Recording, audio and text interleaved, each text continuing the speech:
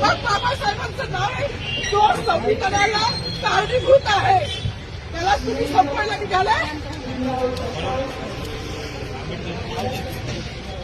पालकमंत्र्यांची फार मोठी चूक आहे मॅडम, माफी मागणार नाही, पण पालकमंत्र्यांची ही चूक पदरात घ्यावी.